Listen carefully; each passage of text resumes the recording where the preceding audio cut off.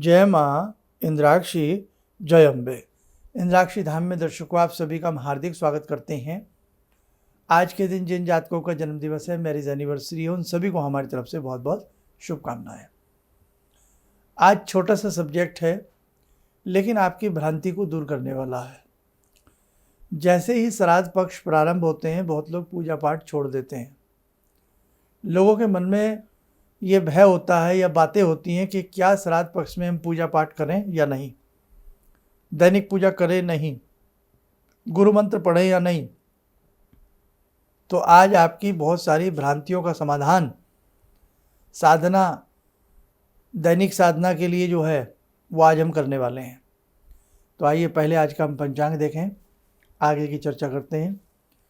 19 सितंबर सन 2024, दिन बृहस्पतिवार, संवत 2081, आश्विन मास, कृष्ण पक्ष, तिथि द्वितीया। आज दूसरा श्राद्ध है, द्वितीय तिथि का श्राद्ध होगा। नक्षत्र उत्तरा भाद्रपद, राहु काल 1:30 से 3, दिशा सूल दक्षिण दिशा। श्राद्ध आए, या तो बहुत लोगों की ऐसी प्रथा बनी हुई है कि हम श्राद्धों में पूजन ना करें, श्राद्धों में दैनिक पाठ ना करें। तो बेटा ये धारणा आपकी बिल्कुल गलत है। 15 दिन के श्राद्ध पक्ष होते हैं, तो आप इन 15 दिनों में अपनी जो भी दैनिक साधना है उसे भूल कर भी मत छोड़ना। 15 दिन की साधना अच्छे से करना और अत्यधिक मन लगा करके करना। क्यों? ये दिन बहुत ही कीमती दिन होते हैं। हमारे पूर्वज हमें विशेष आशीर्वाद प्रदान करते हैं और इन दिनों में जितना हम भक्ति को बढ़ाएंगे, हमारे पूर्वज भी संतुष्ट होंगे और आपकी द्वारा की गई भक्ति से वो तृप्त भी होंगे। करनी और भरनी सुना होगा, पाप पुण्य सुना होगा, जैसा किया कर्म वैसा मिलेगा फल सुना होगा। तो हम श्राद्ध जब करते हैं तो श्राद्ध में जो भी हम अपने पितरों के प्रति, पूर्वजों के प्रति जो भी हम सहानुभूति प्रकट करते हैं, या यूं कह लें जो भी हम उनके प्रति क्रिया करते हैं, दान देते हैं, पूजन करते हैं, तो उतना ही उस पूजन का अधिक लाभ हमारे पूर्वजों को पहुंचता है। ब्राह्मण को भोजन कराते हैं, ब्राह्मण के द्वारा वो भोजन से संतुष्ट होते हैं कौन? हमारे पूर्वज, हमारे पितर। अभी बात पे आऊँगा, समझा रहा हूँ थोड़ा सा। बहुत लोग हंसी उड़ाते हैं, अरे ब्राह्मण भोजन कर रहा है तो इनके पितरों को भोजन कैसे मिल जाएगा। एक ही एग्जाम्पल है, दूसरे की आवश्यकता नहीं है। समझदार लोगों के लिए, समझदार लोगों के लिए एक माँ, एक पिता अपने बच्चे को भोजन करता देखे ना, माँ का और पिता का पेट भर जाता है। गलत कह रहे हो तो बताओ। बच्चा अगर 1-2 दिन बीमार हो जाए ना, माँ बाप बड़े पीड़ित हो जाते हैं। और जरा सा भी बच्चा कुछ खा ले तो माता पिता कहते हैं, अरे भैया भगवान का शुक्र है आज मेरे बच्चे ने भरपेट भोजन किया है। भोजन बच्चा कर रहा है, भोजन बेटा कर रहा है, बेटी कर रही है, और तृप्त कौन हो रहे हैं? माता पिता। घर में भोजन भी कम हो, थोड़ा सा ही हो, तो माँ कह देती है, बेटा तुम खा लो, तुमने खा लिया, हमारा पेट भर गया। स्नेह है, बंधन है, भाव है। ऐसे ही हमारे जो पितृ हैं, जब ब्राह्मण भोजन करता है तो उनके मन में भी ये भाव आते हैं कि हमने भोजन कर लिया। इसीलिए ब्राह्मणों को श्राद्ध में निमित्त न्योता दिया जाता है। बहुत लोग कह देते हैं कि साहब आप जो हैं ब्राह्मणों को आगे बढ़ा रहे हैं। अरे भैया बात ब्राह्मणों की नहीं है, जो शास्त्रोक्त बात है वो तो हम करेंगे ना, करेंगे। अब आप बताइए, बुरा मत मानना मेरी बात का। जब भी कोई शुभ कर्म कराते हैं या कोई पितृ कर्म कराते हैं या कोई भी कर्म कराते हैं, वह ब्राह्मण की ही द्वारा वो कर्म लगता है। आज लोग भूलते जा रहे हैं। आज कोई भी कर्म करा लेते हैं तो वहाँ भूल जाते हैं, और या फिर वो सोच लेते हैं कि नहीं साहब ब्राह्मण से क्या कराना, किसी से भी करा लो। हमारे संस्कार, हमारे कर्म ब्राह्मणों के द्वारा ही लगते हैं, जो पूजा पाठ की पद्धतियाँ हैं। अब क्या चल रहे हैं, श्राद्ध। तो बताइए आप श्राद्ध में किसी अग्रवाल साहब को लाएंगे क्या बुला के, किसी गुप्ता जी को श्राद्ध कराएंगे क्या, या कोई गुप्ता जी आके आपके घर में श्राद्ध खाएंगे क्या? और वो खाएंगे तो लग जाएगा क्या? या किसी भी XYZ को, किसी भी XYZ को आप लाएंगे क्या कि साहब बत्रा साहब को ले आए, बत्रा जी को श्राद्ध करा दें, वर्मा जी को ले आए, किसी को भी ले आए XYZ? नहीं ना, ब्राह्मण को खोजेंगे। इसलिए कुछ पद्धतियाँ, कुछ नियम जो हैं उन्हें हम वैसा ही रहने दें तो अच्छा है। तो बात क्या चल रही थी साहब? बात चल रही थी, क्या इन दिनों में जो हम भक्ति करते हैं, पूजा करते हैं, वो छोड़ दें?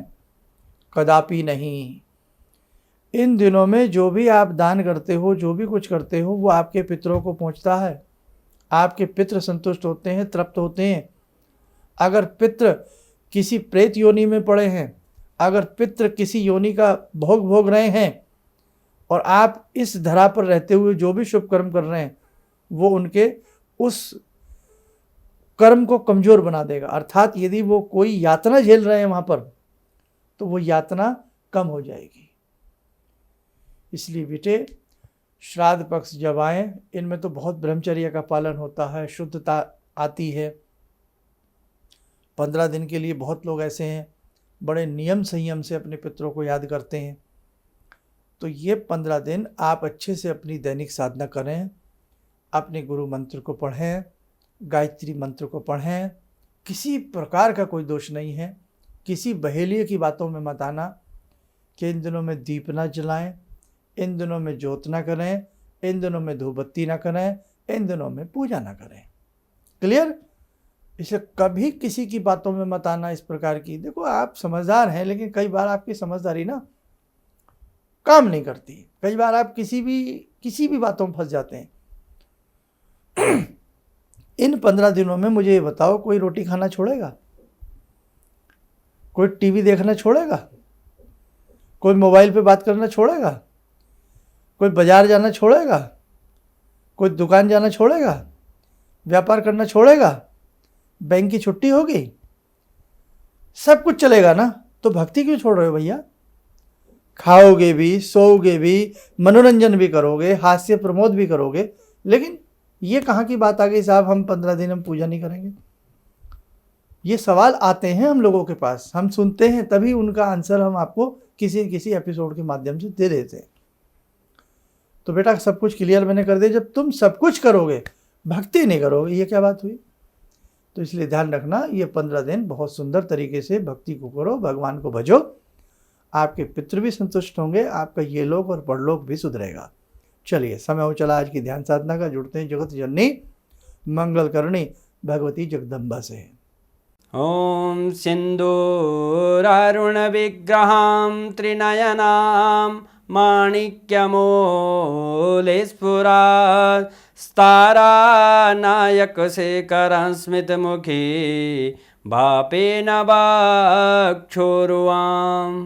पाणिभ्यामलपूर्णरत्नचषकां रत्नोत्परां बिभ्रति सौम्यां रत्नगटस्थरक्तचरणां ध्यायेत्पराम् अम्बिकां खड्गं चक्रगदेषु चापपरिगान् शूलम्बुशुण्डिं शिरा शङ्खं संदधतीं करे स्त्रीनयनां सर्वाङ्गभूषावृतां नीलासमद्युतिमास्य पाददशकां सेवे महाकालिकां यामास्तो स्वपितैहरो कमलजो हन्तुं मधुं कैटवं विद्युद्दामसमप्रभां मृगपते स्कन्दस्थितां भीषणां कन्या विहकरवालखेटविलसा धस्ताविरासेवितां हस्ते चक्रगदाशिखेटविशिखां चापं गुणं तर्जनीं विप्राणामलिलात्मिकां शशिधरां दुर्गां त्रिनेत्रां भजे। कवच बना लें, ध्यान करें, जगत जननी का शुभ आशीष हम सबके ऊपर बरस रहा है।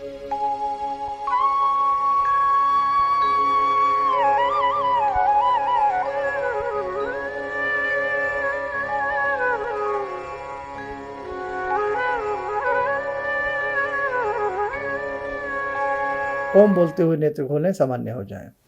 दूसरा खास संदेश, आज सबके लिए 12 अक्टूबर दशहरे से एक विशेष प्रकार की साधना कराई जा रही है।